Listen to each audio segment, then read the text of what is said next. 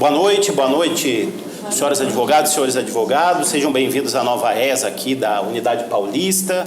Hoje temos a primeira aula magna dessa unidade aqui da ESA São Paulo. E como temos aí um diretor, o diretor civilista, é claro que essa primeira aula magna nossa não poderia ser diferente que não fosse o tema da reforma do Código Civil.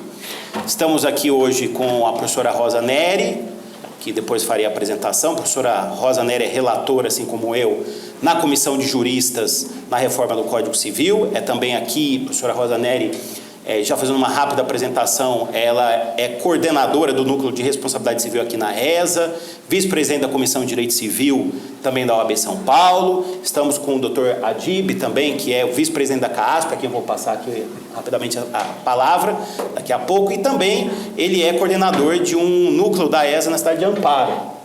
Professor, é uma grande honra tê-lo aqui conosco hoje.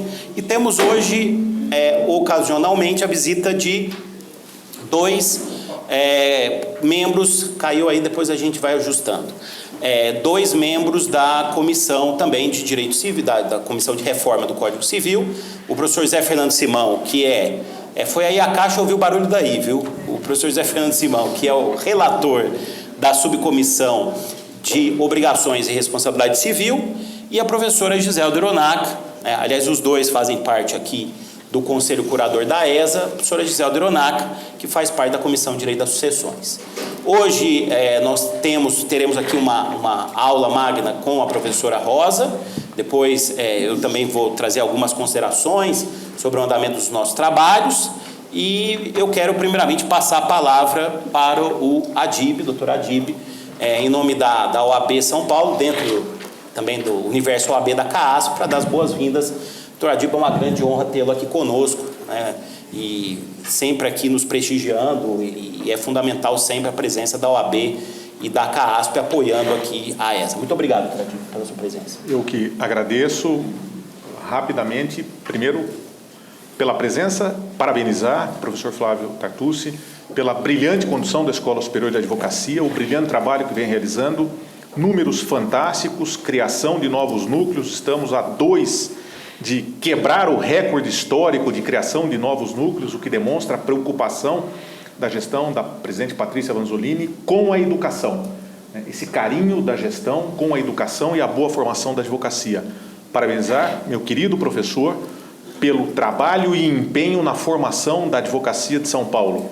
E hoje com uma aula brilhante da nossa querida professora Rosa Maria Neri, minha querida professora, que certamente nos trará um conhecimento fantástico, e outros dois grandes professores que aqui estão. Então, em nome da CAASP, Universo OAB, para mim, singelo aluno que quero aprender muito no dia de hoje. Muito obrigado, agradeço pela oportunidade e desejo excelente trabalho a todos. Obrigado, doutor Adib, uma honra tê-lo aqui conosco. Passo agora a palavra, uma rápida introdução, ao professor José Fernando Simão, e aliás, há aqui uma coincidência, porque eu gosto sempre de ressaltar, eu comecei a lecionar aqui na ESA, o Simão lembra bem, na ESA Central, quando era difícil até encontrar, eu era um professor de começo de carreira, era difícil encontrar vaga para lecionar aqui na ESA, e não me dava oportunidade para lecionar aqui nessa época. E quem deu a primeira oportunidade para lecionar, nessa época eu lecionava só na ESA de Pinheiros, a convite do professor Pedro Lenza, foi o professor Simão. O professor Simão me deu a primeira oportunidade no curso de pós-graduação, que ele coordenava com o professor William Santos Ferreira, e que já está aprovado para ser relançado ano que vem. É um curso, aliás, eu sou professor desse curso, é um curso muito interessante de Direito Civil, Processo Civil, ênfase em tutelas, sempre uma turma muito cheia, lá no auditório Largo da Pólvora, e com certeza a gente vai lecionar aqui nesse auditório. Professor Simão, sua palavra, você que é membro do nosso Conselho Curador, professor da Faculdade de Direito da USP e subrelator da Comissão de Obrigações e Responsabilidade Civil. Obrigado pela presença. Boa noite aos amigos e às amigas. Eu digo sempre que, olha, eu apostei no cavalo certo, porque eu dei emprego para o Flávio, agora ele me dá emprego. Só que eu dei emprego para ele na ESA e não paguei. Quem pagou foi a ESA. E quem agora me deu emprego na subcomissão, que também a gente não recebe nada, foi o professor Tartucci. Mas eu queria dizer o seguinte, o doutor Adib falou aí da função de educação da escola, da advocacia e da gestão da professora Patrícia, que é advogada e professora. O professor Tartucci é uma máquina de produção de cursos, de eventos, de tudo. Então, assim, realmente é uma honra para a ESA tê-lo à frente. E, como ele disse sempre, eu estou à frente, porque os mandatos se sucedem, mas parabéns à escola e parabéns ao AB por essa gestão.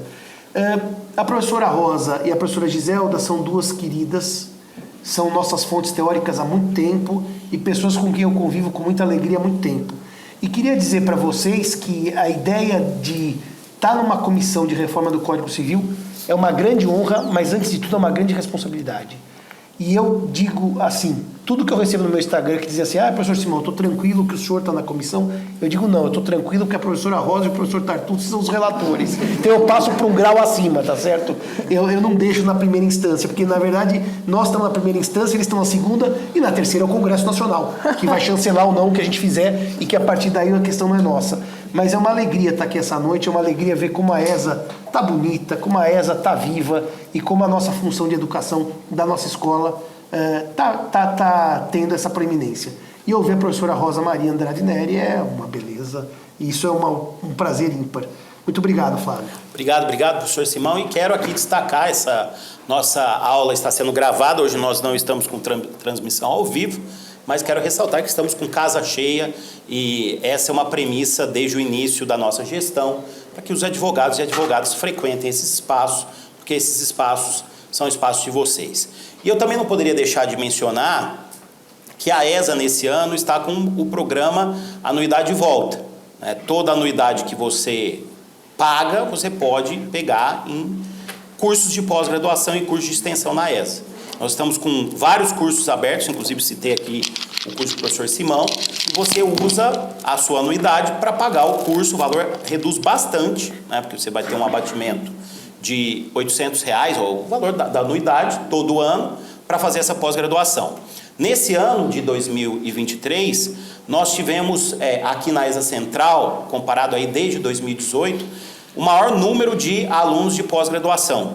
A ESA da OAB São Paulo, foram 301 alunos que resolveram fazer aqui a pós-graduação presencial, e eu gosto sempre de lembrar que a ESA, a OAB São Paulo, isso graças à professorada Pellegrini, é a única ESA do Brasil que tem uma autorização especial para curso de especialização.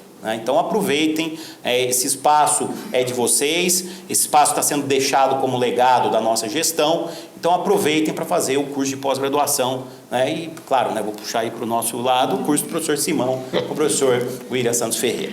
Bom, também temos hoje aqui a minha professora, aliás, a professora Rosa Neri também foi minha professora, mas a professora Giselda Oronaca foi minha professora na graduação.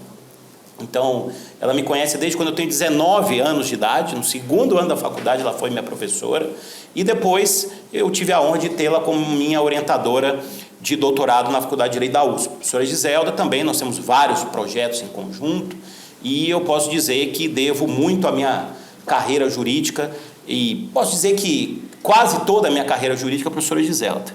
Professora Giselda, obrigado pela sua presença, a maior sucessionista desse país. Nós vamos falar um pouco aí, sem dúvida alguma, eu reservei na minha fala para falar um pouco também sobre direito das sucessões, é uma honra tê-la aqui conosco. A senhora que também é do Conselho Curador aqui da ESA, professora titular da USP, é uma honra tê-la também aqui conosco nessa noite de hoje. Obrigado, professora. Está com a palavra. Ele disse que me conhece desde que ele tinha 19 anos, portanto faz 2, ele está com 21. Toda vez que ele fala isso, minha professora, isso, aquilo, ela, isso, eu emociono. Sabe que até hoje eu me emociono cada vez que ele fala isso. E se a gente ficar se olhando, a gente chora. Então, é porque o Flávio Tartucci é aquele... Ele falou o cavalo, apostei no cavalo, não falou isso. Bonito, achei bonito, isso aí vou decorar. Mas o Flávio é aquela cria, professora Rosa, é aquela cria que dignifica, sabe? Eu sou professora de Direito das Sucessões, mas eu esqueci quanto é que a gente pode deixar mesmo. Assim, ele responde. E ele respondeu 50%. Então, acho que eu vou deixar 50%, que é a minha parte disponível, eu vou deixar para ele, porque eu tenho paixão por esse menino. Não, vou deixar 25% também. Eu já estava com ciúme. Tenho paixão por esse menino. Ele me mata de orgulho, me mata de honra. sabe, eu me lembro dele realmente bem criança, era loirinho assim já, andando atrás nas coisas da escola, e me lembro de se tornar esse jovem jurista, esse jovem civilista. Ele é o exemplo da nova era de civilistas para nós aqui nesse nosso país, né? Então, para mim é uma grande honra. Ele não mencionou, mas entre a graduação e o doutorado, ele teve a grata satisfação e honra de ter sido orientado no mestrado pela professora Maria Helena Diniz, da PUC, da honrosa Universidade Pontifícia Católica de São Paulo, pela professora Maria Helena Diniz. Então, somos duas escolas irmãs, duas escolas que temos a honra de ter formado esse jovem menino. Eu não posso deixar de dizer que a escola que você fez aqui também é linda, tá uma beleza de ESA. Quando eu vi as fotos, fiquei encantada. Hoje é a primeira vez que eu entro. Fiquei emocionada de ver quão bonita é. E agora eu não sabia essa história do retorno da anuidade. Que bonito isso. Me emocionou também de lembrar que foi a professora Ada Pellegrini que é verdade, era isso mesmo, mas eu não estava me lembrando agora, que foi ela que conseguiu para a nossa ESA essa história, não é? Essa história de podermos ter cursos de especialização. Somos só nós, né? Sim. Em todo o país. E, por fim, e para logo deixar a nossa querida professora Rosa dizer, e não tem pessoa que fala melhor do que ela, eu tive a satisfação de ser membro da banca do último concurso da professora lá na PUC, não, aqui na PUC. Eu viajo tanto que às vezes eu não sei que lugar que eu estou, né? Mas aqui na PUC de São Paulo, brilhante concurso dessa professora de livre docência, eu nunca ouvi em toda a minha vida uma aula tão... Não estou lhe falando isso porque estou na sua frente, juro, eu juro que não estou lhe falando. Acredita, por gentileza, uma aula tão brilhante de erudição como foi a aula da professora Rosa. Então, não preciso parar de falar. Eu tenho contingência, mas eu preciso parar de falar para que a gente possa ouvi-la. Ela é espetacular, a professora Rosa Neri, nossa querida professora Rosa Neri. Muito obrigada por ter me convidado para estar aqui hoje. Muito obrigada, prazer em conhecer, prazer em revê-lo, prazer em estar com todos vocês aqui, os queridos que trabalham aqui na nossa ESA. Bom ver vocês todos mais uma vez por aqui. Obrigada. Bom, senhores, então agora... Eu esqueci. Diga, professora. De falar que essa gente bonita que está aqui, eu deixei eles por último para poder agraciá-los melhor e por último. Que bom ver vocês, advogados!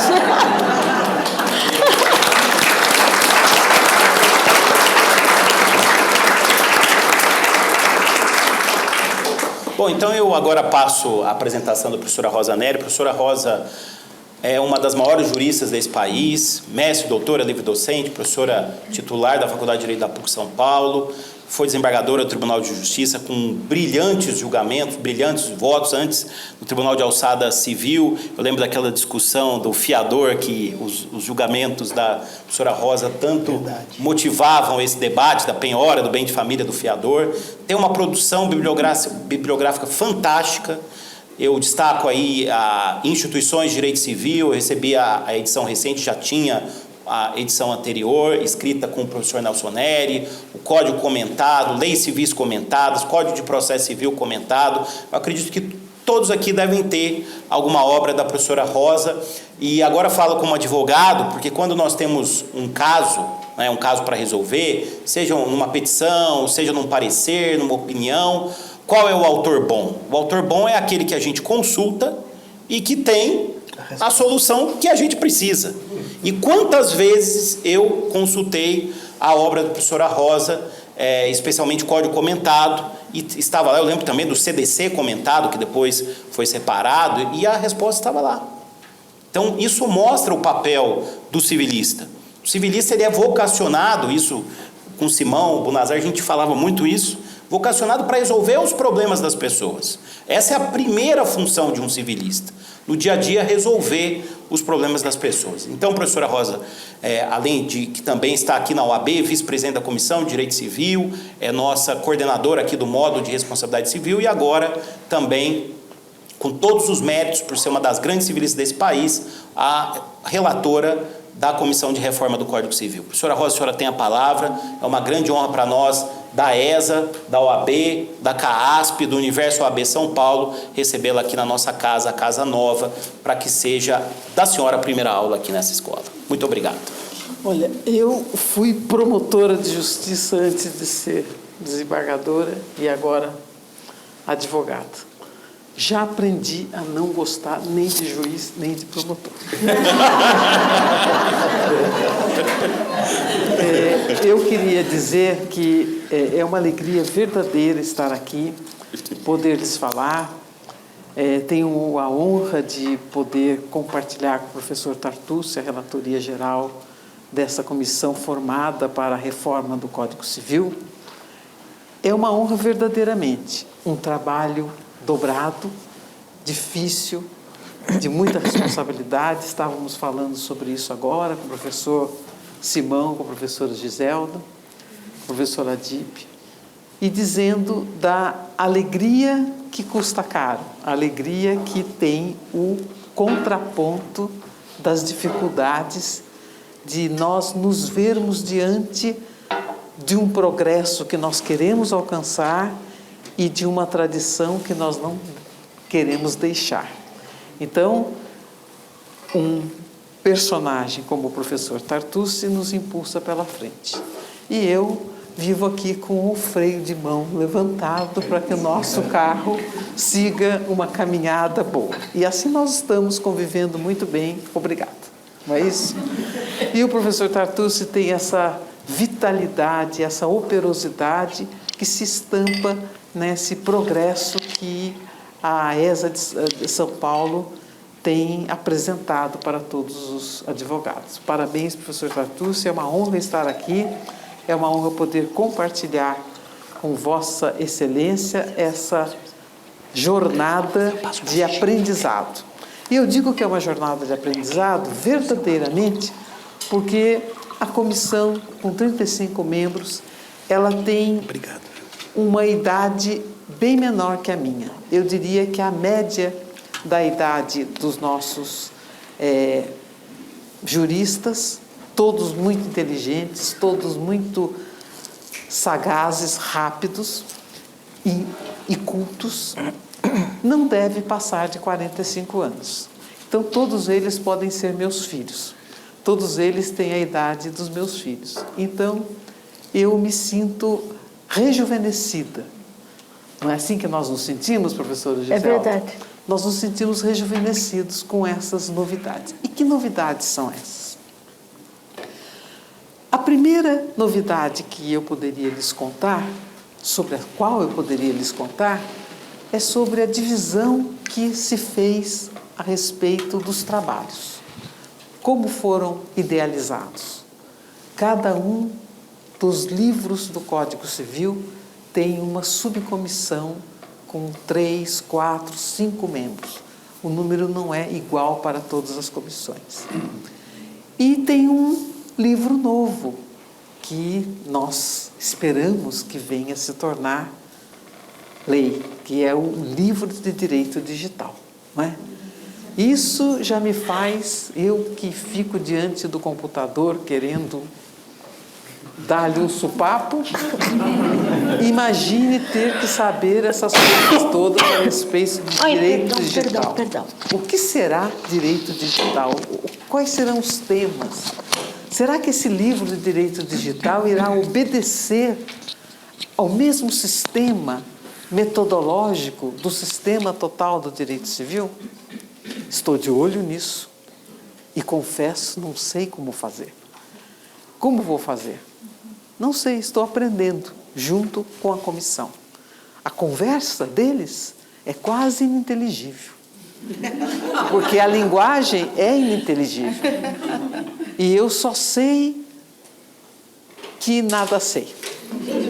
Então, eu vou aprendendo. E eles vão compreendendo que o fato de eu não saber faz com que eles tenham que se esforçar mais para escrever muito bem, claramente, todos esses segredos que nós não sabemos decifrar. O Código Civil, ele é o sistema mais bem bolado do direito. Quer falar de direito? Fale de direito civil. Dessa experiência que antecede a vida e que sucede à morte. Dessa experiência que faz com que nós tenhamos um ser e um ter, e que haja proteção para o ser e para o ter, porque ser e ter fazem parte da nossa vida. Não tem nenhuma vergonha em ter, e muito menos em ser, quem se é. Imagine isso encarado pelo sistema da teoria geral do direito civil. Lá no primeiro livro, que a gente aprende no primeiro ano da faculdade, sem ter a mínima condição de compreender tudo aquilo, nós vamos só saber que não sabemos quando já estamos de bengala. Porque quem, o que e porquê é o segredo do livro de teoria geral. O sujeito, as coisas e as relações. Mas que relações? As que são situacionais ou as que são relacionais? Porque às vezes nós somos capturados em algumas situações de que nós não podemos nos livrar. E outras vezes somos convidados a, livremente, por autonomia privada, a fazer um contrato, a nos casar.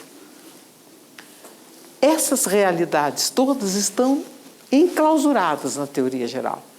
E esse livro, ele é absolutamente conectado com tudo que nós temos de fundamental, de direitos fundamentais. Quando nós estamos diante dos problemas de direitos fundamentais civis que chegam ao Supremo Tribunal Federal, podem ter certeza que nós estamos tratando de teoria geral do direito civil, de teoria geral do direito privado. Porque em tributário, em trabalhista, tudo, nós vamos precisar do que está ali, naqueles 232 artigos que estão na teoria geral. E essa situação, ela se repete em todos os outros livros, com os mesmos entraves e com as mesmas qualidades e com os mesmos segredos, não é? E tudo isso só muda o nome. O sujeito aqui, na teoria geral, o obrigado no direito de obrigações, o contratante no direito de contratos, o pai no direito de família, o autor da herança no direito de sucessões. Eu só não sei como é que vai chamar o dito cujo no direito digital. Esse eu não sei, mas eu vou descobrir. Talvez seja ET, talvez seja o ser psicodélico, eu não sei, mas há de ter um nome. Esse nome ainda não sei para descontar. E as coisas? No direito da teoria geral, os bens móveis, imóveis, fungíveis, não fungíveis. Existem bens digitais? Já se fala de tecnologia das coisas. Então, as coisas e os bichinhos são ou não são pessoas? Porque lá na Europa já se anda dando personalidade para a árvore, para o rio. O rio Sena pode ser que entre com uma ação. Não é uma coisa fora de si, porque eles não têm a solução que nós temos aqui pelo processo. Na ação civil pública, nós saímos por aí defendendo os rios, as montanhas, as geleiras. Nós não temos geleiras, mas temos rios. Imagine que temos um rio Solimões que seca, né? Essas coisas fabulosas que a gente imagina que nunca viria na vida. Essas coisas vão se repetindo em todos os outros livros. E que coisas são essas no direito digital? Não sei. Como será que nós teremos que nos atualizar com relação às coisas de direito patrimonial? Um dia, eu me escandalizo com algumas coisas. Vocês vão ter que me suportar na nossa comissão quanto a esse ponto. Eu não me conformo, por exemplo, com empréstimo consignado que mama salário mínimo, e muito menos benefício social. e muito menos a casa de morada. Esse é um trabalho para civilista. Nós vamos resolver isso? Se vamos ou não vamos, eu não sei, mas que vou escrever. Vão ter que me aguentar. Risquem, joguem fora. Mas isso não pode acontecer. E por que não pode acontecer? Não é porque sou patrimonialista. É porque ninguém é sem ter o mínimo. E esse ter o mínimo é coisa do direito civil. No artigo 391 do Código Civil, que está sob a sua responsabilidade, doutor Simão, então teremos muito o que conversar, tem lá: o patrimônio responde pelas dívidas o patrimônio do devedor. O professor Barbosa Moreira, nesse mesmo artigo que critica essas palavras erradas do código, às vezes, contestada a lide, mas está contestado, só pode ser a lide, então tira a lide. Ele era um purista do direito da língua portuguesa. Ele diz: falta uma vírgula e um complemento nesse artigo. Pelas dívidas responde o patrimônio do devedor, patrimônio penhorável. E o que é empenhorável? Aquelas coisas que nós sabemos, é o Código de Processo que diz. O anel de casado, as fotografias de família, os instrumentos de trabalho. Por que será que essas coisas estão no Código Civil? Não é à toa. Isso é tema de direito civil, não é de processo. Porque o patrimônio mínimo é o fundamento da nossa estrutura. Eu sei que é um problema, mas não pode penhorar. E, aliás, não é nem de penhora que se trata. Nós tratamos, nessas horas, não de penhora, nós tratamos de um apossamento. Porque o juiz não pode penhorar o salário. O juiz não pode penhorar a casa de morada. Quem pode, nós sabemos quem é. Então, essas coisas vão ser objeto de discussão? Eu acho que vão. Curta discussão, porque nós temos pouco tempo. Mas haverá ocasião de se fazer uma discussão. E as relações? As relações são o terceiro momento da teoria geral. Quem? O sujeito. O que? As coisas. E o porquê? As relações. Tem um livro francês de um professor que é conhecido entre nós como um grande estudioso da lei no tempo, que é o Paul Roubier, conhecido de todos nós, que escreveu também um livro Situações Jurídicas e Relações Jurídicas. Ele acha que o gênero não é relação jurídica. Se vocês forem estudar filosofia do direito, está lá escrito: a base do direito é a relação jurídica, que congrega o quem, o que e o vínculo. Esse fenômeno é relacional, diz a filosofia. Ele, o professor Roubier, dizia: não, a relação existe, mas antes dela, às vezes, nós temos uma situação jurídica. E a situação jurídica, ela não é relacional, ela é anterior à relação. Ela é de investidura. Isso acontece com o direito de propriedade. Você se investe de uma posição tal que, às vezes, você não quer e você está jungido a, como, por exemplo, acontece na situação de você ser obrigado a pagar verbas condominiais, por exemplo. Não é uma relação jurídica, é uma contingência da sua investidura na posição de proprietário. Então, em alguns momentos da teoria geral, da teoria especial de obrigações, de coisas, de família, de sucessões, aparecem certas contingências que não são relacionais, são situacionais. E essas situações jurídicas, elas podem gerar responsabilidade objetiva. Se vocês forem pensar em todas as situações que nós vivemos de responsabilidade civil objetiva, elas não são relacionais. Quando elas são relacionais, é responsabilidade subjetiva. Mas, por exemplo, direito de vizinhança, responsabilidade objetiva. O abuso na vizinhança é uma situação que, porque você está investido na posição de proprietário, você responde. Não fazer barulho, não jogar coisa na cabeça do outro. Não se questiona sobre se há dolo, se há culpa, se tem vínculo, se quis, se não quis. É um fato. Essa realidade Nós que somos latinos não compreendemos bem. Nós não fomos criados para conceber a relação jurídica que não seja decorrência do querer. Desde criança, fazendo alguma coisa errada, a mãe pergunta quem começou. E o peteleco vai para quem começou a confusão. Quem não fez nada, não teve culpa, não leva o castigo. Essa mentalidade está na nossa cabeça latina. Então, nós não vemos com bons olhos a responsabilidade objetiva.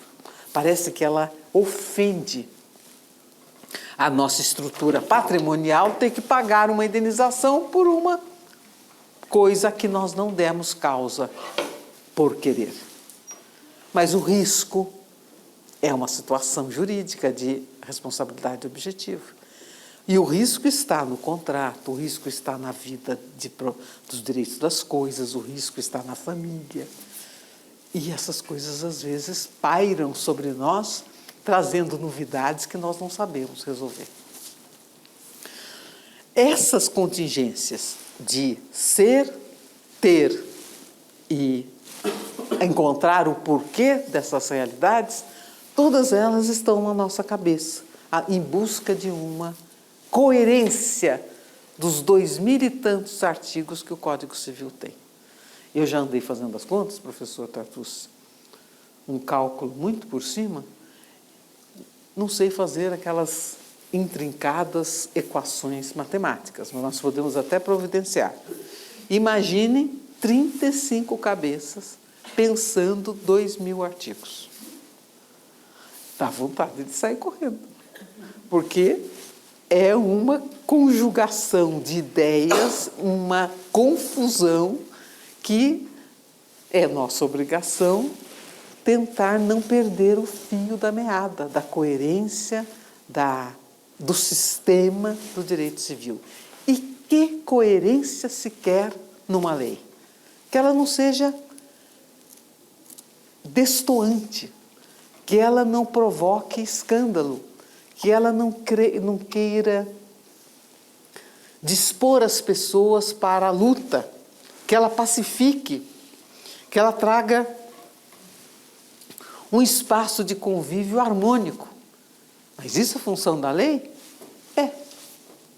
Porque a lei nos torna iguais. É a lei que nos faz iguais. Há um filósofo do direito de família, professora Gisela, que a senhora conhece, Francesco D'Agostino, italiano, que ele diz que a lei civil nos salva das perseguições que nós fazemos contra nós. Nós temos momentos de desigualdades por causa da nossa incivilidade. Porque na lei nós somos iguais, ou pelo menos nós temos que ser iguais. Então, quando se diz, por exemplo, por que o casamento civil? Sou adepta do casamento civil. Por que o casamento civil? Porque o casamento religioso, ele pode promover a desigualdade. O civil, nesse sentido, é igualdade. Igualdade de poderes, igualdade de deveres, igualdade no patrimônio, igualdade na discussão sobre como criar os filhos. A civilidade está na igualdade, porque a família, o clube, a religião, muitas vezes nos convocam para uma dimensão de desigualdade. Eu tenho uma amiga que é oriunda da Síria, casada com um libanês. No meio da guerra, ele, marido dela, era militar. E ela tinha um filho. E, pelas regras do país, na falta do marido, o filho passaria a estar sob o poder da família do pai e não sobre o poder da mãe. E ela veio para o Brasil aqui se estabeleceu com a família. E um dia, conversando com ela, eu falei, por que a senhora optou pelo Brasil? Um lugar tão diferente da sua língua e tudo mais. Falou, olha, muita coisa eu levei em consideração. O clima, o espaço muito grande, a notícia que eu tinha sobre a facilidade de convívio com o povo brasileiro, mas o que mais contou para mim foi que lá tem casamento civil. Eu falei, como? Eu falei, é que aqui tem casamento civil. O filho é meu. Se eu ficar viúva, sou eu que crio. Eu falei, bom, óbvio. E na sua terra? Aí que ela me contou. Porque lá não tem casamento civil, tem casamento religioso. Essa realidade nós perdemos. Nós não temos mais essa noção. Eu não sou contra a união estável. Não vou brigar com ninguém. Mas eu acho uma loucura que a gente tenha institucionalizado o fato da união estável. Porque se você quer casar, casou. Se você não quer casar... Eu sempre gosto de uma frase do Mazzaropi, do filme, que diz, casamento civil é isso. Se servir, servir, se não servir, serviu. Esse é casamento civil. O casamento religioso não tem isso, tem outras regras, que às vezes não são de igualdade. É claro que eu estou falando isso como uma forma de chamar a atenção para segredos que às vezes no cotidiano da nossa experiência humana nós não percebemos. Mas tudo isso passa pelo direito civil. Puxa, por que eu vou deixar essa herança? Puxa, meu filho é descabeçado, eu não quero deixar essa herança para ele desse jeito, que ele não vai, em 3 meses ele destrói o que o bisavô deixou até hoje que eu preservei. Como fazer? Todos nós temos essa preocupação, do mais pobrezinho até o bilionário. Todos nós temos essa preocupação, com quem que vai cuidar daquele velho da família, daquela pessoa que é deficiente. Quem vai cuidar? Como vai cuidar? Então, essas coisas são civis. Essa é a experiência civil. Então, lidar com esse texto de 2.000 e tantos artigos, com 35 cabeças, para submeter a um congresso maravilhosamente diferente que nós temos no Brasil, é uma aventura de aprendizado, que nos chama, que nos provoca a compreender. E eu estava pensando, professor Tartucci, que naturalmente ESA quer dizer eu sou advogado.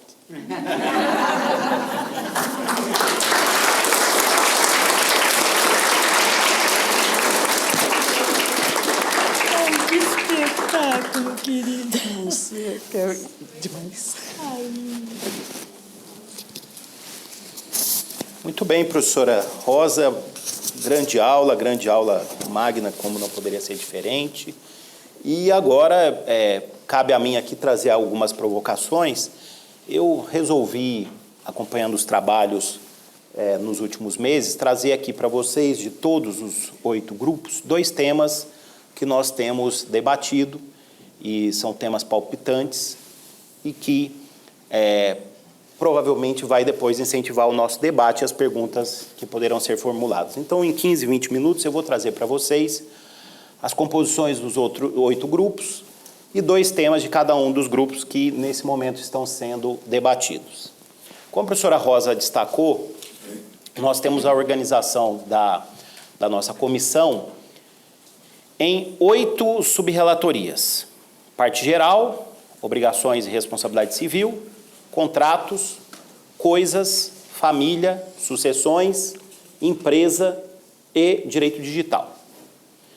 E temos na comissão de parte geral Rodrigo Mudrovich, que é o relator, que hoje faz parte do Tribunal Internacional de Direitos Humanos, o ministro Noronha, que foi presidente do STJ, hoje julga na 3ª turma do STJ, a professora Estela Aranha, que foi indicada, atua hoje no Ministério da Justiça, foi indicada pelo ministro da Justiça, e o juiz de Direito e professor Rogério Marrone. Na comissão de obrigações temos o professor Zé Fernando Simão, que estava aqui conosco, professor Obrigações e Responsabilidade Civil, professor Nelson Rosenwald, a juíza vice-presidente da Associação dos Magistrados, Patrícia Carrijo, e a ministra Galotti, Maria Isabel Galotti. Na comissão de contratos temos a professora Cláudia Lima Marques, a professora Angélica Carlini, o professor Carlos Eduardo Elias de Oliveira, que é assessor do Senado Federal, e que, sem dúvida alguma, tem nos ajudado bastante, porque o Carlos Elias é o maior sistematizador de normas do país, fez um trabalho espetacular agora, que foi o Código de Normas Nacional da Atividade Extrajudicial, conseguiu pegar todos os provimentos do CNJ e transformar numa norma única. Isso, digo aqui, professores, nos deixa numa posição muito confortável, porque ele deve nos assessorar nesse trabalho de compilação. E o professor Carlos Pianovski, que também faz parte da Comissão de Contratos. Na Comissão de Direito das Coisas, temos o desembargador Marco Aurélio Bezerra de Mello, que é o relator, temos o desembargador Marcelo Milagres, do TJ de Minas Gerais, o professor Carlos Fernandes, que atuou no projeto de lei das garantias, que está para ser sancionado, e a gente vai ter que ter um diálogo. Aliás, o Carlos Fernandes também é advogado da Associação dos Registradores, né? Então a gente precisa ter essa interação com o projeto de lei das garantias, que está para ser sancionado, desse ano, né? Está na iminência de sanção. E temos também a professora Maria Santiago, né? Que é professora lá no estado da Paraíba. Na Comissão de Direito de Família temos o ministro Marco Buzzi, a Maria Berenice Dias, vice-presidente do BDFAM, o Pablo Stolz Galiano, juiz de direito, autor de várias obras, que é o relator, e o professor Rolfo Madaleno. Na Comissão de Direito das Sucessões, a professora Giselda, o professor Mário Delgado, conhecido de todos, é o relator da comissão, o professor Gustavo Tepedino e o ministro César Asfor Rocha.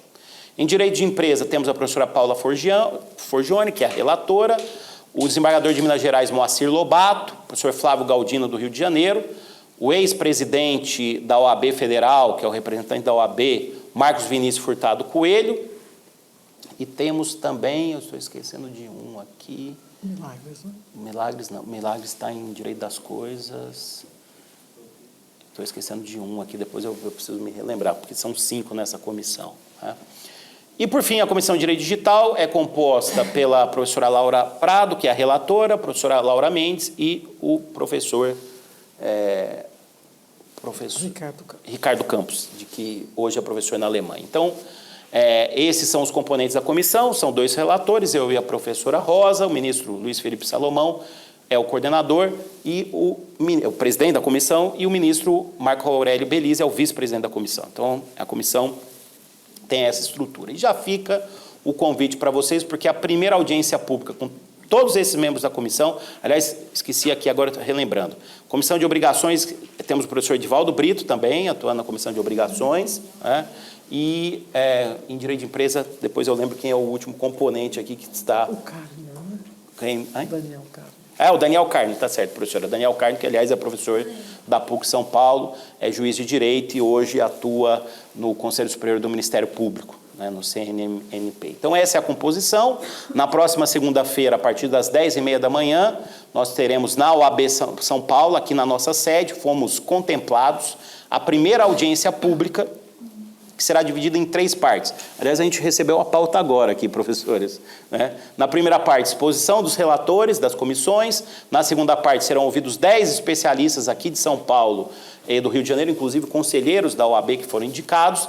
E na terceira parte, teremos palavra aberta, como é comum nas nossas reuniões e debate da comissão, né? Então, essa é a estrutura. E também, professores, eu acabei de ser comunicado hoje pelo ministro Salomão que não vai acabar às 2h. Ela vai continuar no período da tarde, porque a gente, isso foi além do que eu tinha planejado e a gente tem que seguir aí o nosso presidente, porque a gente vai ter que estender o tempo para debates e estender o tempo de exposição dos relatores. Então, essa é a composição. E, professora Rosa, eu acho, assim, na minha visão, e eu não me lembro quem que destacou isso, a gente tem algumas dificuldades. Mas eu acredito, pelo que eu estou vendo, que 80% do conteúdo de renovação nós concordamos. Não tenho dúvida. Há uma divergência de 20%.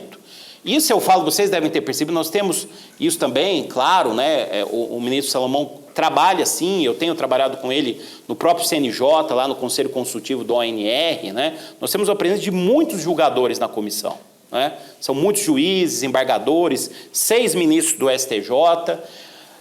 A verdade é que nós, professores, nós concordamos na maioria das questões, mas eu tendo trabalhado também com os julgadores, eu tenho percebido que eles também. A professora Rosa foi desembargadora e acaba de confirmar o que foi dito, ao passo que eu vou trazer para vocês aqui o que em sua maioria não tem tanta divergência e alguma outra coisa que efetivamente nós podemos ter. Em parte geral, um tema que precisa de uma reforma urgente será reformado é o prazo de prescrição, especialmente o prazo de reparação civil. Pelo que eu tenho acompanhado dos debates da Comissão de Parte Geral, nós teremos um prazo comum para reparação civil, seja na responsabilidade civil contratual, seja na extracontratual. E pelo que eu estou percebendo, esse prazo será de 5 anos, tanto na responsabilidade contratual quanto na extracontratual. Por que 5 anos? Porque a gente encerra qualquer debate também com a aplicação do CDC. Vai ser 5 anos de reparação civil. A gente encerra aquele debate que chegou no STJ de 3, 10, 5, fica 5 para tudo, diminui o prazo também. 5 anos para qualquer reparação civil, a gente encerra qualquer maior debate a respeito desse assunto. Então, esse é um tema que eu tenho visto, professora, que há uma certa unanimidade. Um outro tema que também talvez exista unanimidade no nosso grupo e no parlamento nem tanto, é a necessidade de voltar uma regra para o artigo 3º do Código Civil em relação a uma pessoa que não tem qualquer condição de exprimir vontade ser tratada como absolutamente incapaz. Possivelmente a regra que está hoje no artigo 4º, inciso 3, voltar para o artigo 3º, porque não há nenhum sentido. Claro que nós todos conhecemos o avanço que foi o Estatuto da Pessoa com Deficiência, mas essa foi uma falha do Estatuto da Pessoa com Deficiência. Uma pessoa em coma, no hospital, é relativamente incapaz, o que, aliás, propicia uma série de fraudes, porque os atos praticados são anuláveis e cabe até convalidação, né? Então, eu estou vendo todo mundo mexendo na cabeça, são temas de consenso. São temas de consenso. E eu vou dizer uma coisa, professora Rosa, se a gente perceber que nos temas não é um Código Civil novo, é uma reforma, se a gente perceber que os temas de consenso a gente não avança, a gente fica só com os temas de consenso, que já são muitos. Querem ver agora obrigações? Até hoje, e esse é um tema muito caro ao ministro Salomão, até hoje não se decidiu qual é a taxa de juros do artigo 406 do Código Civil. Se é Selic ou se é 1%. Né? E até tem aquela história da dobra, da lei de usura, aí seria 2%. Muito bem, pelo que eu estou percebendo. E foi curioso porque no nosso evento, né, eu sei que o Salomão é favorável, o ministro Salomão é favorável a 1%, tem votado assim, mas o senador Pacheco, né, meu querido amigo Pacheco, ele disse uma coisa interessante ali, né, ele também é advogado. 1% não gera incentivo para meios de solução de conflito. Porque a pessoa fica numa posição cômoda, 1% é um investimento econômico, você entrar com uma ação do judiciário, você tem 1% ao mês, então qual é a solução? 0,5% ao mês, como estava no Código Civil de 16, 0,5% ao mês para os juros de mora, né? Então é algo que também nós estamos caminhando.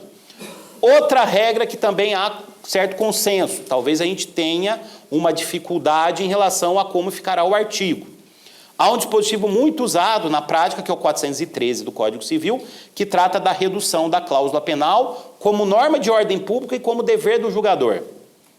Agora, professora Rosa, professora Giselda também, outros colegas aqui, nós que atuamos muito em arbitragem, peguem os contratos de energia, eu tenho alguns casos, inclusive 3 ou 4 que eu sou árbitro, né? Contratos entre duas grandes empresas, super aparelhadas, né? Há justificativa de redução da cláusula penal em um contrato paritário celebrado entre duas grandes empresas? Ou mais do que isso, se a gente, que temos um enunciado do Jornal de Direito Civil que fala isso, tudo bem, não afasta o 413, mas as partes equipadas, contratos paritários, empresariais, civis, não posso criar critério para reduzir a multa? Esse artigo, e olha que eu sempre tive uma feição bem intervencionista, né? Se justifica para grandes contratos, compra de energia, grandes contratos de fornecimento, compra e venda de empresa em que é comum a fixação de multa, né? Eu não gosto de falar aquela expressão em inglês, professor, eu falo compra e venda de empresa mesmo, né? Eu acho que às vezes os advogados gostam de usar a expressão em inglês para cobrar honorários mais caros, né? Então, compra e venda de empresa mesmo. Então, Será que se justifica? Esse é um tema que está sendo debatido. Em responsabilidade civil, nós precisamos, e aliás eu fui um dos primeiros a defender isso lá no passado, eu fui um dos primeiros a defender a aplicação da cláusula geral de responsabilidade objetiva para redes de... Na época a gente falava o Orkut, era redes de relacionamento, né? Redes sociais. Eu fui um dos primeiros a defender a possibilidade de se aplicar a responsabilidade objetiva para as redes sociais. Não foi aplicado, veio o Marco Civil da Internet, criou uma responsabilidade civil que não existe, porque precisa notificar judicialmente, e assim, vocês me desculpem, do ponto de vista de responsabilidade e do direito civil. Se alguém, vocês podem tentar me convencer nos debates, falar que o sistema de rede social no Brasil deu certo, que não tem abuso, não tem exagero. E eu acho que não precisa de lei das fake news. Se você aplicar o Código Civil, resolve o problema. Porque se você aplica a possibilidade de aplicar a responsabilidade objetiva, sejamos aqui bem diretos. Direito penal no Brasil, na minha visão, tá? Não funciona. Mas o direito civil funciona, porque ele mexe no bolso.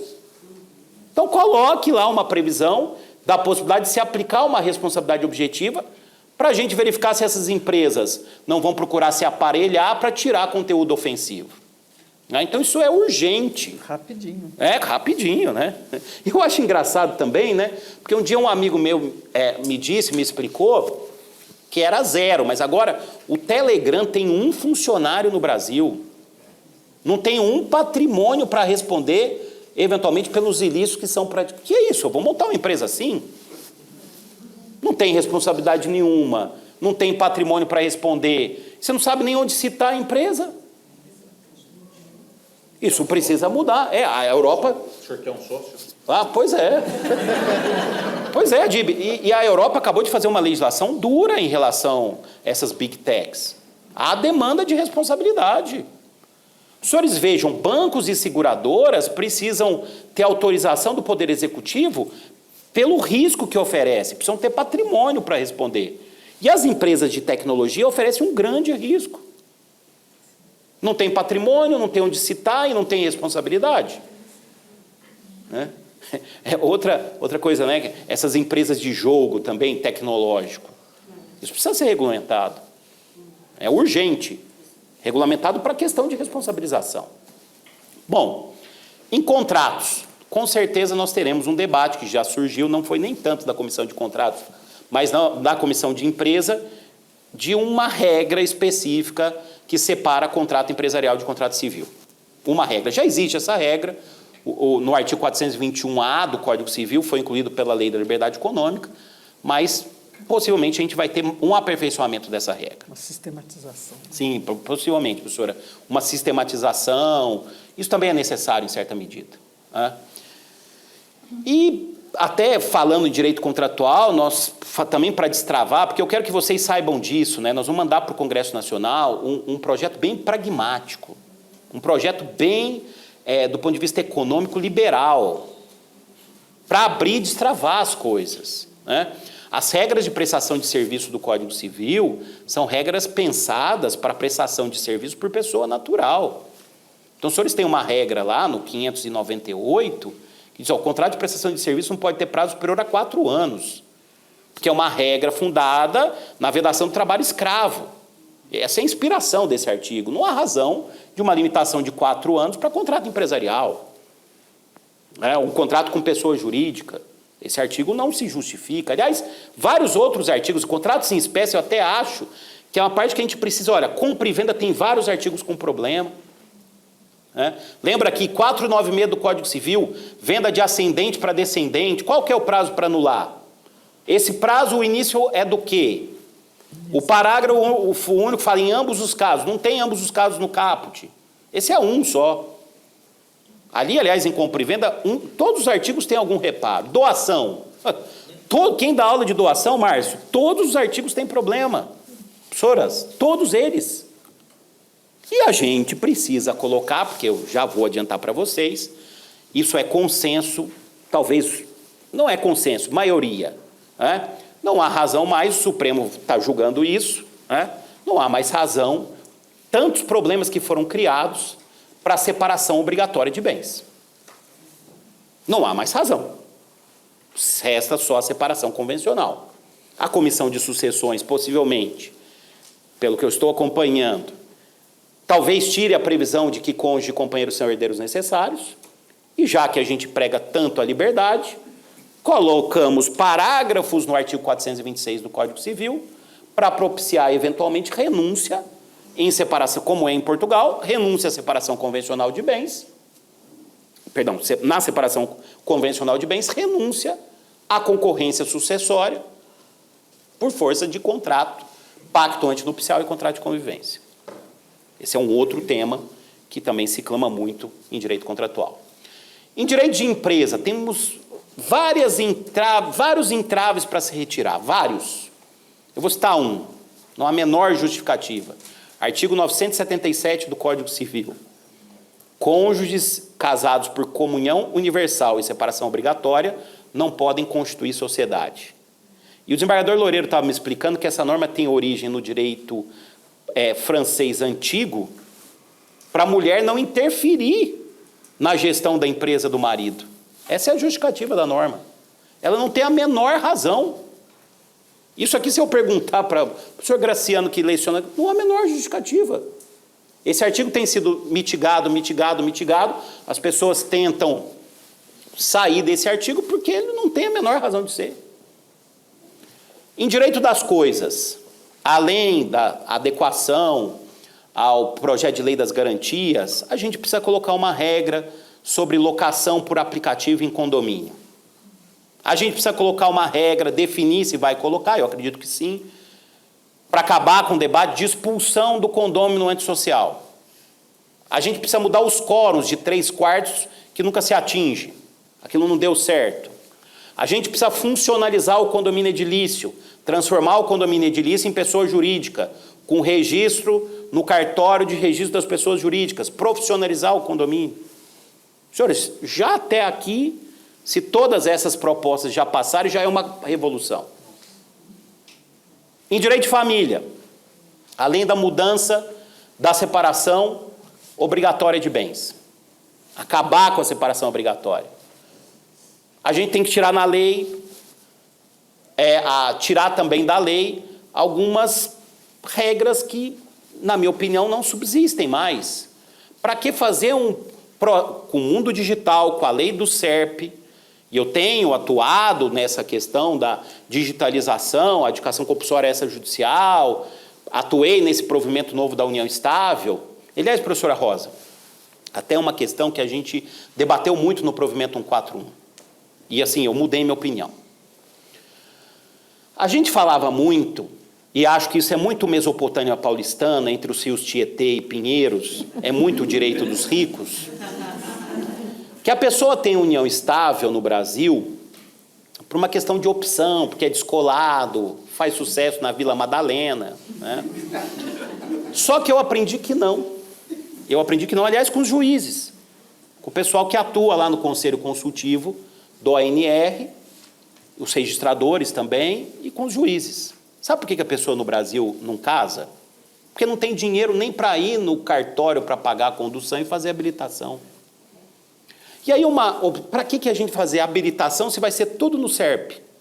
Casa num dia, faz habilitação, faz lá o preenchimento de documento, está casado no dia seguinte. Ah, mas os terceiros? A jurisprudência já protege amplamente direitos de terceiros. Nenhum ato simulado prevalece sobre direitos de terceiros hoje no Brasil. E eu quero que vocês observem o seguinte. Hoje, sobre a união estável, pela lei do SERP e pelos provimentos, quando você registra a união estável no livro E, que é no mesmo cartório que você faz o registro, só muda o livro. O casamento você registra no livro B, a união estável você registra no livro E. Eu mudei minha opinião. É 100% casamento. Você registra no mesmo cartório. E por que isso? Lembra que eu falei, a pessoa, união estável e informal, não. Ela é diferente do casamento, do ponto de vista civil. Mas quando você registra no livro E, você preencheu o requisito de formalidade. E vai ser a mesma formalidade. Porque vai ser tudo digital no SERP, quando o SERP estiver instalado. Porque A pessoa não vai no cartório, não casa e vive união estável. E vai passando o tempo, a grande maioria da população, ela vai começando a comprar coisa, uma moto, um eletrodoméstico, uma casinha, um direito de laje. E aí a família, os vizinhos começam a falar, mas você está vivendo, você está ajuntado? Você tem que se preocupar em dividir o que você está adquirindo. E a pessoa começa a se preocupar em formalizar essa união. Onde é que ela tem que formalizar? No cartório mais perto e mais barato. Não é no tabelionato de notas, que a escritura custa R$600. Mas tem um problema sociológico, professor Tartucci. O Brasil não faz testamento porque dá mau agouro. Sim, mas ele não faz testamento. E não casa porque amarra. Mas, professora, essa é uma realidade que a gente ainda... Eu concordo. A gente precisa esperar os números ainda. Mas você fazer um registro no livro E, que uma escritura custa R$600, vai custar 80, 70, 50. Então, se a pessoa vai gastar R$50 para fazer um registro, fazer um termo declaratório, fazer uma certificação digital, qual que é o cartório que tem maior penetração no Brasil? É o de registro civil. No estado de São Paulo, a maioria é registrador civil e tabelião. Ah, tem mais tabelionato, mas o que tem mais penetração é o registro civil. Então, por que a gente vai criar esse entrave e continuar com essa diferenciação? Porque, para mim, não é uma questão de escolher, eu acho que isso aí é exceção da exceção da exceção, é descolado viver a união estável. Para mim é questão de despesa mesmo. É questão de despesa de a pessoa não querer gastar. Então, assim, pensando... Eu acho que é de provisoriedade. Também pode ser, professora. Isso a gente vai ter que debater. Mas eu não vejo razão hoje, já com a lei do SERP, com registro no livro E, você não ter uma equiparação se a diferença hoje é só na habilitação. E vai acabar essa diferenciação.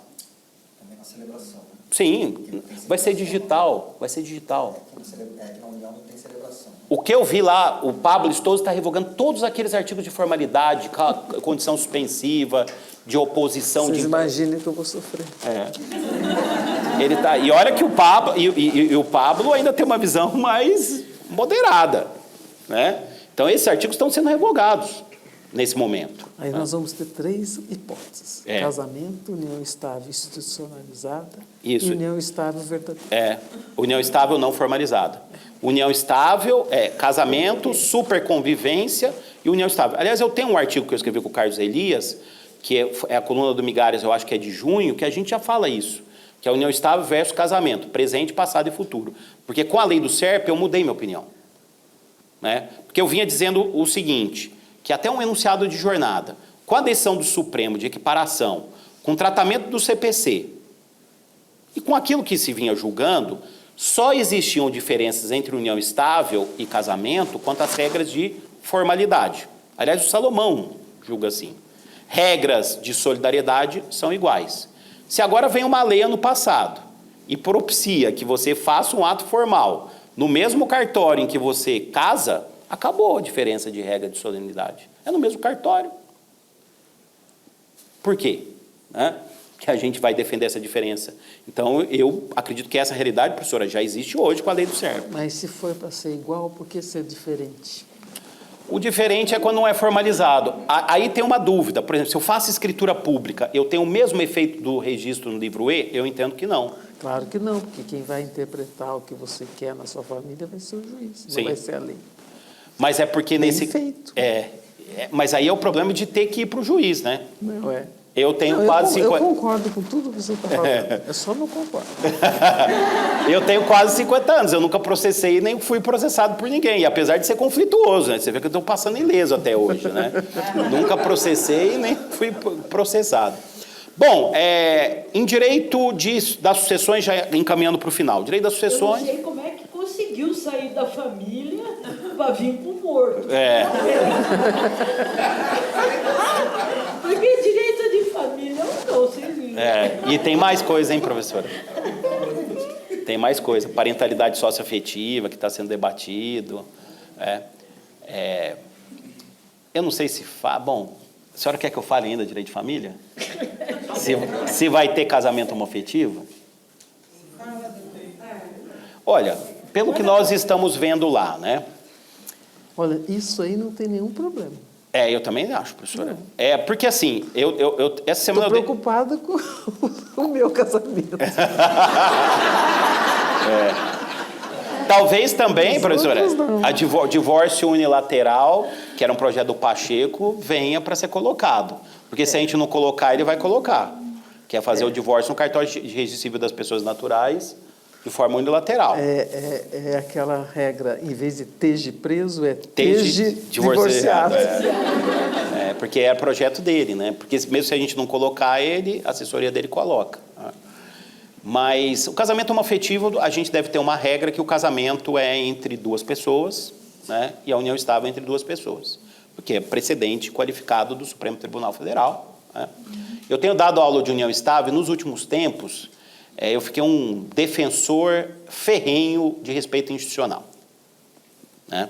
Sabe que eu dou a aula, eu dei ontem, inclusive, essa aula lá no EPD, falando desse precedente, que é um precedente qualificado, né? Repercussão geral, decisão com repercussão geral, que reconheceu a união afetiva. E tem dois temas do Supremo, 526 e 529, que não é possível união paralela e nem poliafetiva. Né? E eu tenho falado assim, primeira decisão da união afetiva. Uma pessoa mais conservadora, muito, vai dizer, discordo. O progressista vai falar, concordo. O jurista fala, cumpra-se. Por quê? Porque está no Código de Processo Civil. 926, 927.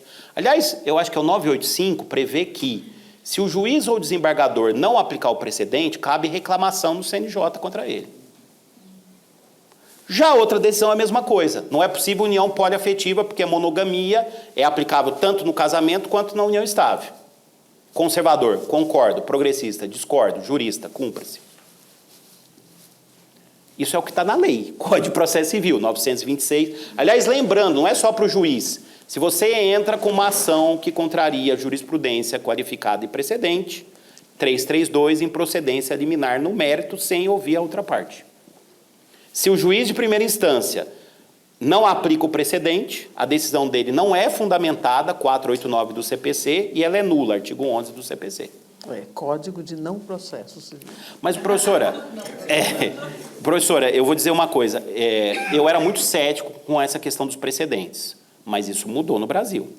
A gente já dá aula e já vê nas petições tema tal, tema tal, tema tal. Mudou. Mudou. Tá pior. Mas eu achei, professor, que isso não ia pegar. Que isso não ia, no Brasil, a gente ia ser um sistema baseado na lei sem os precedentes. Mas isso mudou, gente. Mudou. E vou dizer, na última jornada de processo civil, e esse é um tema de debate também, os precedentes não serem aplicados só... Porque se você retira do 985 do CPC, o precedente ser aplicado para cartório também. Isso a gente debateu na última jornada de processo civil. O enunciado quase passa. Ele teve um movimento lá na plenária e acho que é muito salutar isso. Né? Porque a gente tem vários ativismos, e o notarial é um deles, e o registral. Acho que mais o notarial do que o registral. Né? Para direito de família e sucessões, acabei de dar um exemplo, o respeito aos precedentes é algo muito importante. Né? Bom, já para encerrar, e aí eu vou falar de sucessões de direito digital, um dos grandes desafios é colocar o artigo da herança digital. Né?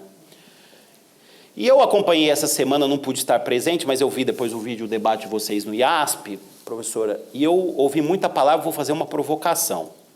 No meu caso e da professora Rosa, eu acho que a gente não está precisando de provocação, não. A gente está precisando de artigo, de redação de artigo. Também achei. Muita provocação. Eu vou dizer, eu nem gosto muito dessa expressão, o pessoal do Sul que gosta, eu vou te fazer uma provocação. Né?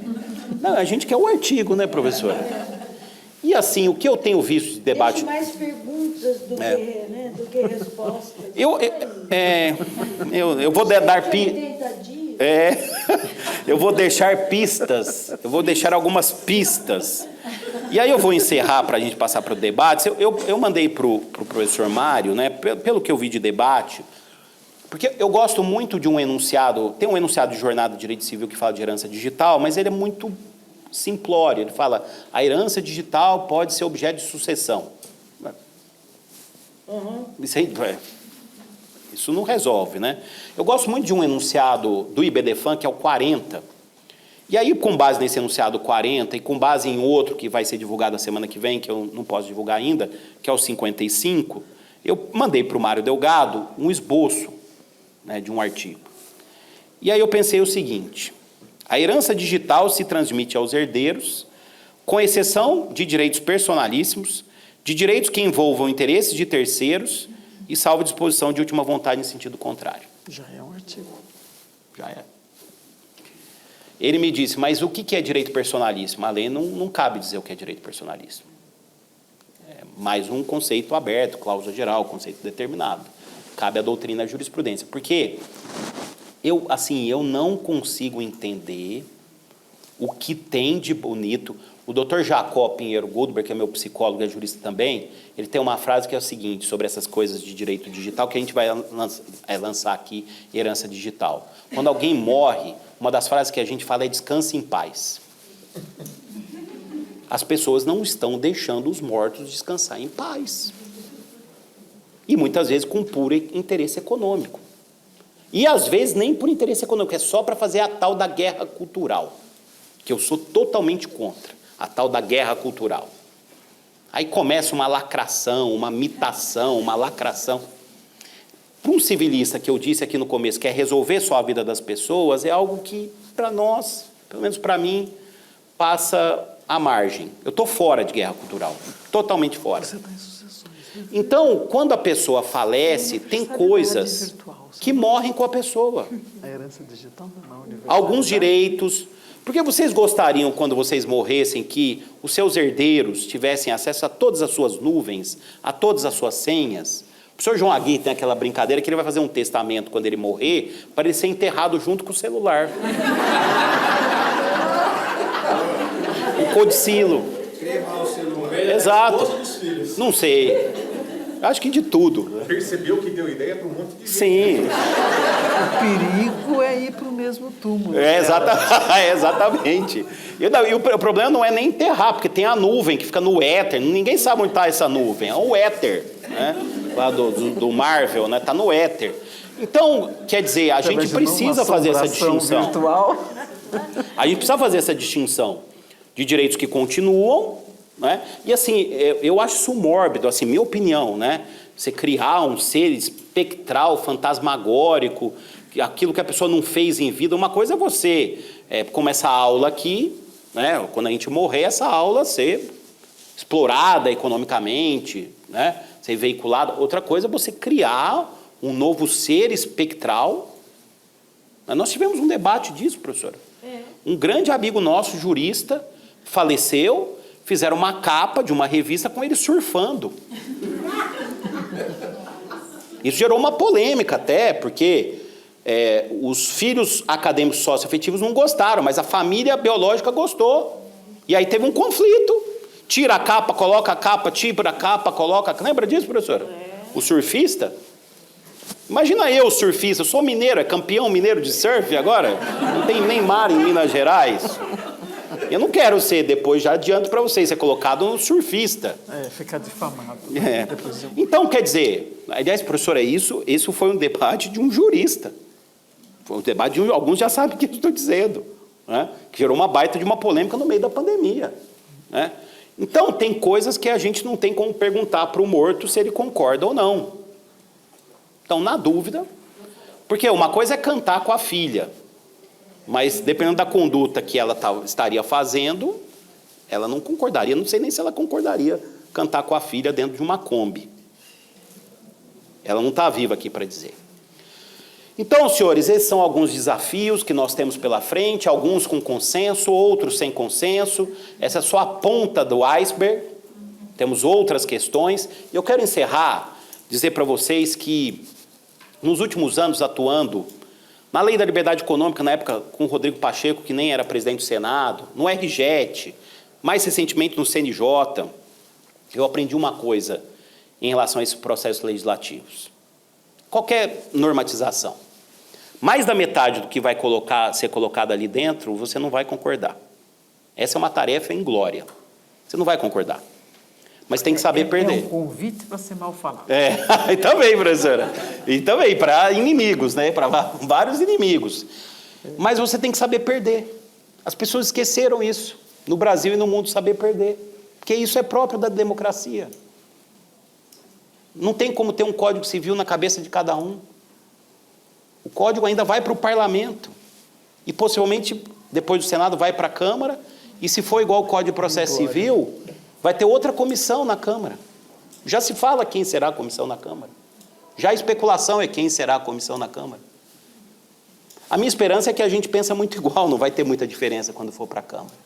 Mas pode ter diferença do que nós, civilistas, pensamos com as nossas bolhas e o que o parlamento pensa com as bolhas próprias, com os interesses próprios, com as bases próprias. Então, é uma tarefa, eu só quero dizer para vocês que vem um Código Civil, conhecendo quem está aí na liderança, vem o Código Civil, e claro, a gente vai tentar encontrar os consensos mínimos. Muito obrigado, foi uma honra, uma felicidade. Parabéns.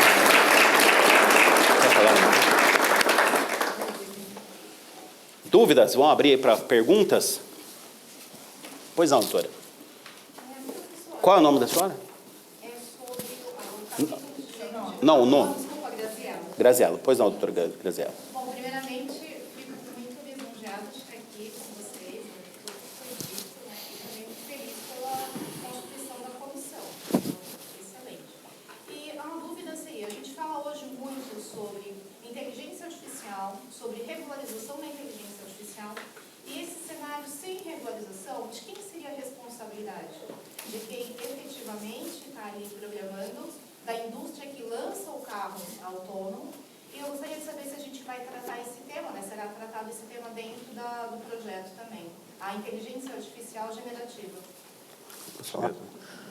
Eu não sei exatamente qual é a extensão do tratamento que a subcomissão vai dar ao tema, mas eu tenho impressão que a responsabilidade civil é um dos temas. Responsabilidade civil no mundo virtual é um dos temas que será enfrentado. Talvez de uma forma inicial, genérica, não tão detalhada, mas que conduza às soluções do sistema de responsabilidade civil do Código Civil. Eu penso dessa maneira. Sim, né? sim. É que já foi composta no Senado uma comissão que já apresentou um projeto da lei de inteligência artificial. E a relatora dessa comissão foi a professora Laura Mendes, que está na Comissão de Direito Digital.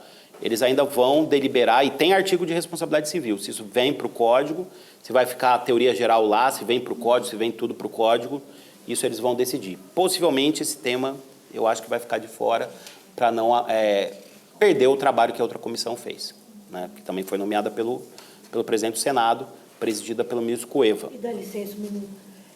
Senhora, só precisa do microfone. Dentro do Código Civil, seria um desperdício, porque todos os outros códigos, Senhora. todas as outras leis, quando fizerem as suas atualizações, suas reformas, também vão precisar dos assuntos relacionados, né, à inteligência artificial e todas as coisas da tecnologia.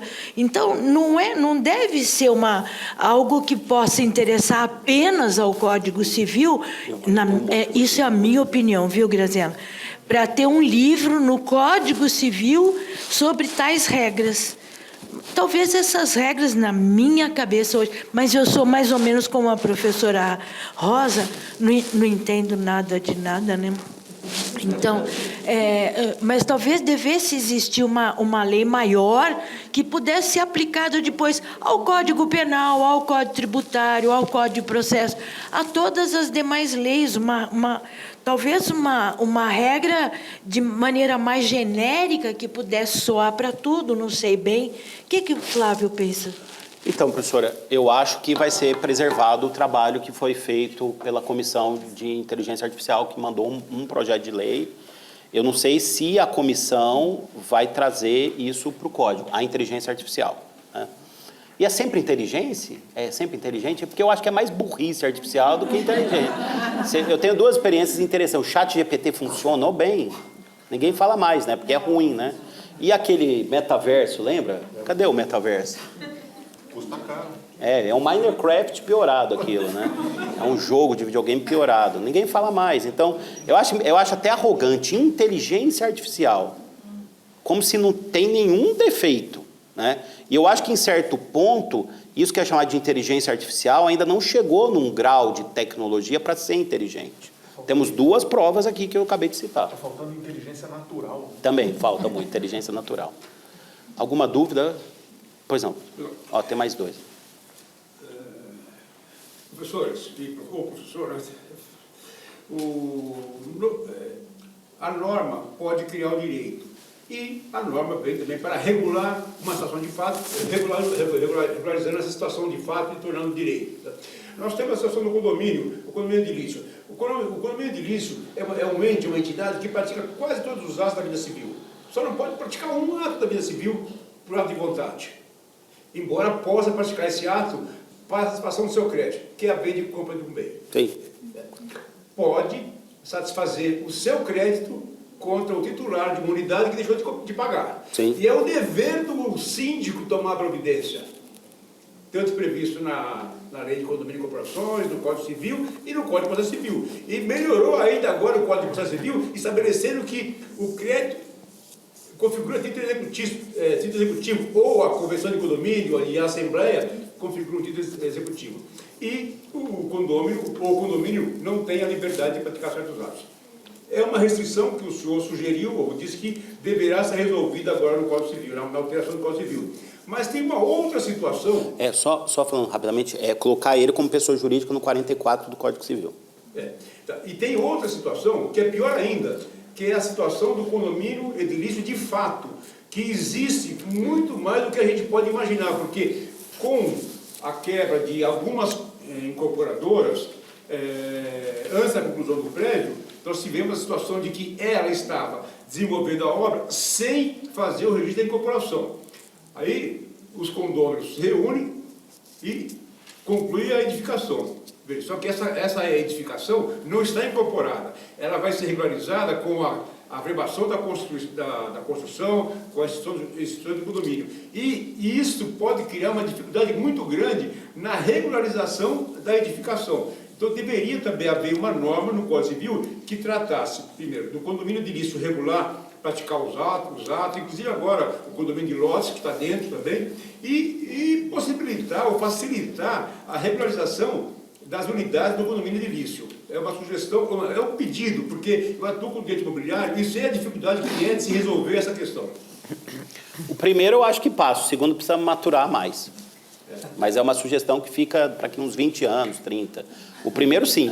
Agora, o segundo, acho um pouco mais difícil. Mas pode ser o caso mesmo, já amadureceu um pouco mais a ideia. Sim. Eu sugiro que o senhor mande essas propostas. Tem um canal do Senado, que eu até já postei na minha rede social. Tem lá um canal, o senhor mande essa sugestão que vai ser encaminhada para a Comissão de Direito das Coisas. A primeira, eu acho que já está encaminhada. Manda as duas.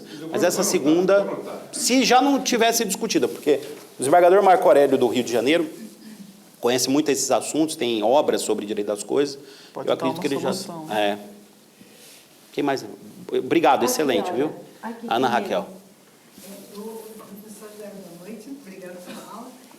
A pergunta é sobre o direito de família, porque a modificação social da família hoje, ela é mais ampla, ela é mais fugaz, ela está reclamando por uma autonomia privada um pouco maior. Então, a pergunta seria se essa reforma vai contemplar de alguma maneira uma maior autonomia privada e aí especializando um pouco mais até a pergunta para a união estável, se nessa união estável não formalizada vai ter um espaço para demonstração da autonomia privada do casal, especialmente nas relações paritárias, porque hoje, como ato fato, as coisas ficam meio refém do externo e não do interno, né?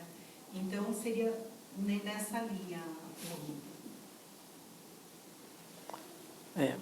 A situação de fato da união estável, ela fica sujeita a essas tempestades mesmo de interpretação, né? Mas existe um mínimo de regulação geral, porque se trata de algo que a própria Constituição diz que nós temos que respeitar, não é? Agora, como se dão as relações, se elas quebram, por exemplo, o princípio da igualdade dos cônjuges, Isto é algo que é inconstitucional. Então, uma regra feita nesse sentido, né, entre o casal, de que eventualmente um vai mandar, o outro vai obedecer, vamos dizer, embora aconteça isso naturalmente, frequentemente, a mulher mandando e o homem obedecendo, a gente não há de considerar isso algo constitucional. É verdade. Só acrescentar, a Ana Raquel, me orientando de mestrado lá na EPD, está terminando o trabalho na Escola Paulista de Direito sobre a questão da contratualização do direito de família. Uma questão que você precisa refletir, Ana, eu acho que eu até já comentei, é ato-fato quando eu registro no livro E? Não, a não formal. Ah, sim, a informal, essa, né? Que é a que a gente vê a maior colisão, né? Sim, porque... E aí começa a pejotizar as coisas. E aí isso me preocupou quando falou de tirar o contrato, separar o contrato empresarial do contrato civil, quando a gente olha a sistemática da pejotização como fuga da não admissão da autonomia privada. Me preocupou isso daí. Porque assim, quando há uma formalização, o professor Marcos Bernardo de Mello, aliás, tem defendido isso, não é ato-fato, é negócio jurídico, pode ser formalizado ou não formalizado, né? Há uma tendência de formalização da união estável. A lei do SERP visou isso, quando tratou do registro no livro E e da conversão extrajudicial, né, em casamento, porque a conversão, ela não existia praticamente, as pessoas casavam direto, as pessoas que viviam união estável antes, quando iam casar... formalizar. Nas normas de serviço já existia essa previsão. Sim. Não, aqui em São Paulo a norma de São Paulo foi incorporada pela lei do SERP, foi copiada. Inclusive tinha o último parágrafo do artigo 94A, que é um dispositivo que fala que se começou o processo de conversão, morre uma decisão daqui da corregedoria, né? Isso eu acompanhei bem, né? Então, a lei do SERP, na verdade, eu não tive uma atuação direta, mas o Carlos Elias me consulta, ele é um dos autores, ele me consultava com algumas previsões. Eu acho uma lei muito boa, a lei do SERP. A lei do SERP é uma lei revolucionária em vários aspectos, né?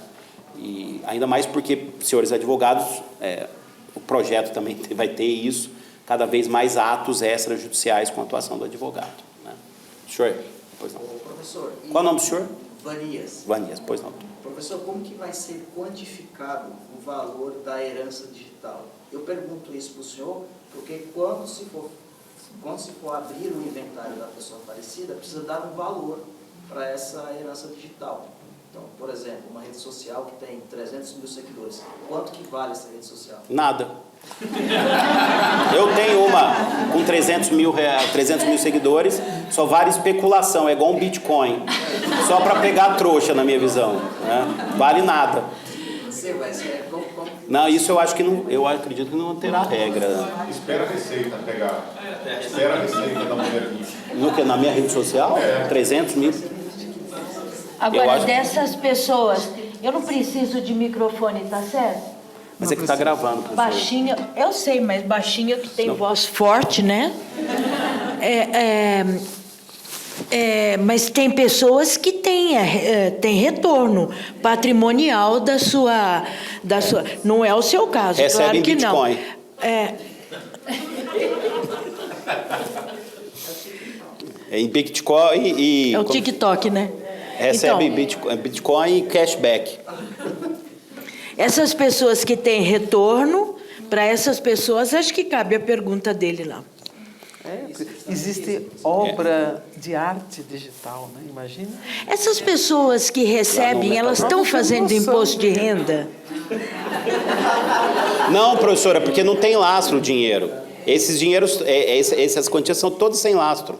E se isso não vai tem gerar lastro, não vai ter o que deixar para os herdeiros? Nada, só uma responsabilidade de resgatar. Não, eu acho que o que a professora está dizendo é que em alguns casos, por exemplo, no próprio Instagram, as pessoas usam a rede social, fazem publicidade de produtos, de marcas e recebem por força da divulgação. Então, mas não é pela rede, você recebe por fora. A única que monetiza é o YouTube. Perfeito. Então, o YouTube monetiza. TikTok também eu não sabia porque não tem. Uma pessoa que tem... Também era demais eu ter o TikTok.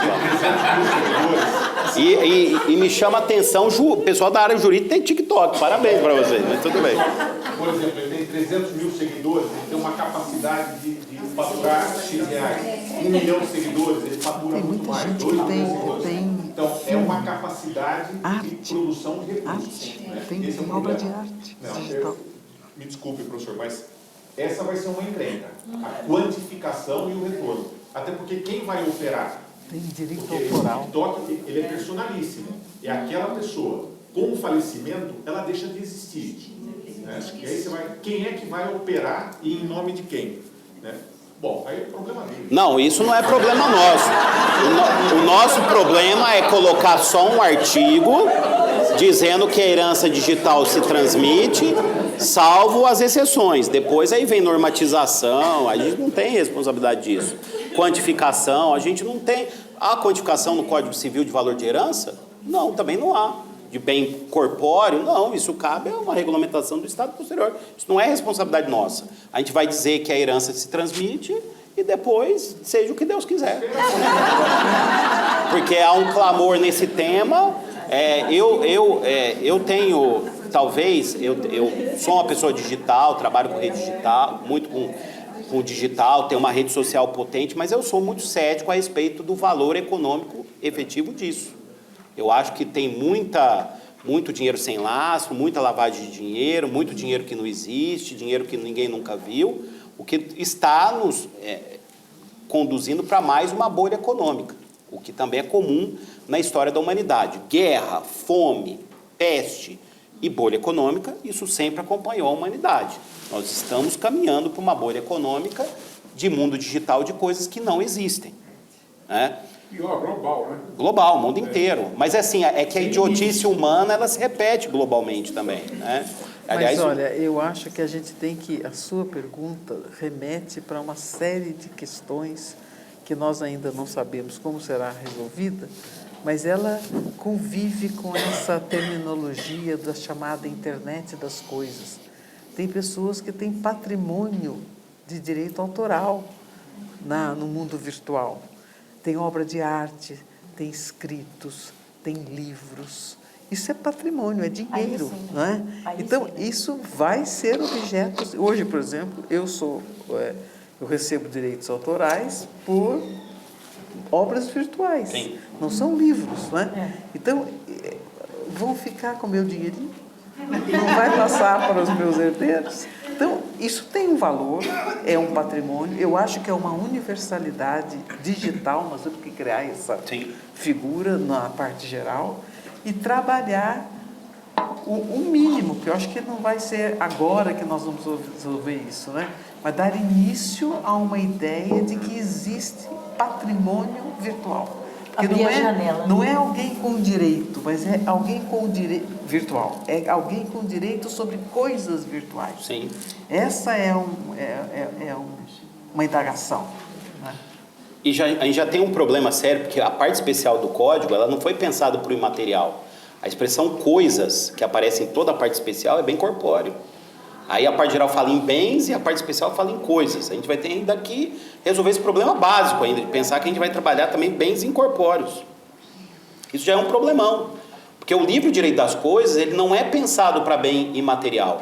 A lei da liberdade econômica quebrou essa harmonia quando colocou fundo de investimento.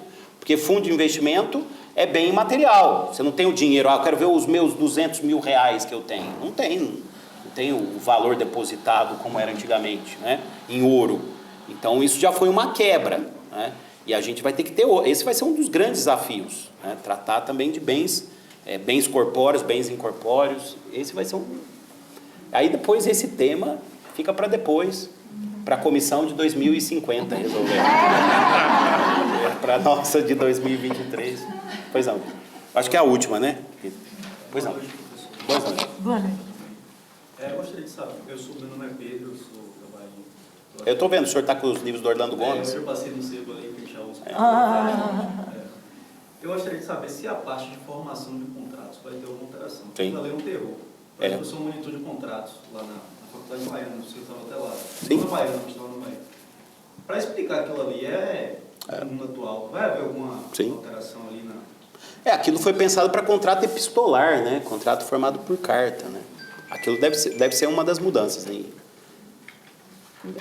Inclusive com regra, a teoria da confirmação para contrato digital. aquela parte vai ser aperfeiçoada, né?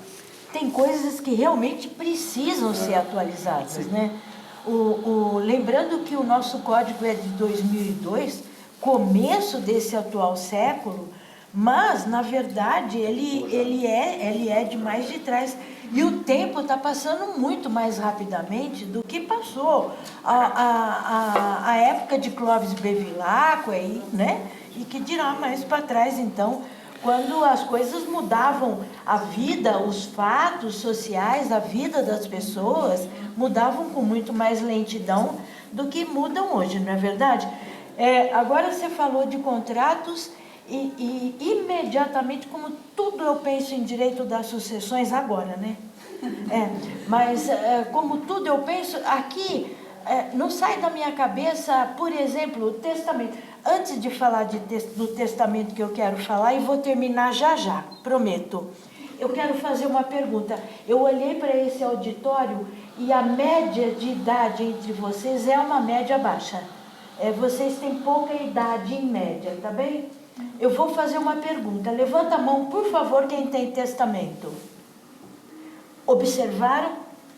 Observaram? Somos 4 pessoas. É que está mal agora. Quanto? Mas no meu caso eu já sou mau agouro e pessoa, sou pessimista. Mas o que a professora está falando, brincando, na verdade, desculpa eu ficar em pé, é porque gente baixa não pode ficar lá sentada. Na verdade, é uma coisa sincera a respeito de cultura jovem. Nós somos uma cultura jovem, nós temos só 500 anos. Nas culturas mais antigas, isso não existe, né? Não existe esse tipo de pensamento. Eu me lembro, a primeira vez que eu fui ao Japão, desci convidada pelo professor de Direito Civil para ir jantar na casa dele, e ele pediu que tomássemos o metrô. Então fomos de metrô e ele foi nos esperar na estação de metrô. Quando descemos na estação, ele disse, olha, eu não moro longe, então nós vamos a pé. Falei, tá bem. Nós atravessamos o cemitério. Na frente da estação de metrô tinha um cemitério sem muros, compreende isso? Não tinha muro. E nós atravessamos. Tinha crianças naquele horário, 7 horas da noite, tinha crianças brincando por ali. Não tinha muro. Nós passamos na frente do cemitério, a gente faz assim, tum, tum, tum, tum, bate. Nós tiramos a cara para o outro lado. Nos conhecemos 10.000 vezes, é ou não é? Isso é resultado da nossa cultura jovem. Porque se nós somos de culturas mais antigas, de cultura mais milenar, nós temos menos medo da morte. Então, a professora está brincando, mas é verdade. Ou nós nos achamos muito jovens para fazer testamento, sempre pensando, um dia eu faço. Um dia eu faço. A gente faz minuta para os clientes velhos da gente. Mas nós não fazemos testamento para nós mesmos, né? Achando que nós só vamos morrer mesmo lá pelos 90, não sei quanto, né? Não fazemos mesmo. Mas, voltando, o que eu queria te dizer, coisas que precisam ser modernizadas nos testamentos. O testamento do cego. Quando você olha as regras para o testamento do cego, e se eu vou lá na sua Bahia e encontro o Fernando Gabu, e seu promotor de justiça espetacular, doutor, pós-doutor, professor, ele mora na Bahia, ele é promotor de justiça na Bahia, completamente deficiente mental, 0 de visão. Fez doutorado aqui em São Paulo conosco. Ele é pós-doutor e ele dá aula no Rio Grande do Norte. Ele mora na Bahia e ele viaja para o Rio Grande do Norte para dar aula. Tá bom? Qual de nós que viaja da Bahia até o Rio Grande do Norte para dar aula? Né? Olha, essa pessoa, se for fazer testamento para si próprio, ele segue as regras do século XIX para testamento do século. Então, claro, como a sua preocupação do contrato, são outras preocupações desse código, que é do século XXI, mas que tem regras em todos os livros, que são regras que não estão coladas com o tempo em que nós vivemos, né? Esse código precisa ser revisto. Ele nasceu, sim, com certos avanços, né, professor? Né, professor? Né, Adinho? Nasceu, sim, com avanços, mas ele nasceu até mesmo com retrocessos. Eu vou finalizar. Quer exemplo de um retrocesso na nossa área? Fideicomisso. Era muito melhor no código de 16. Andou para trás. Então, vamos ver se recuperamos pelo menos o que tinha no código de 16. Eu já aproveito me despedir. Foi ótimo conviver com vocês. Eu perdi um jantar no Jockey Club hoje e não estou sentida.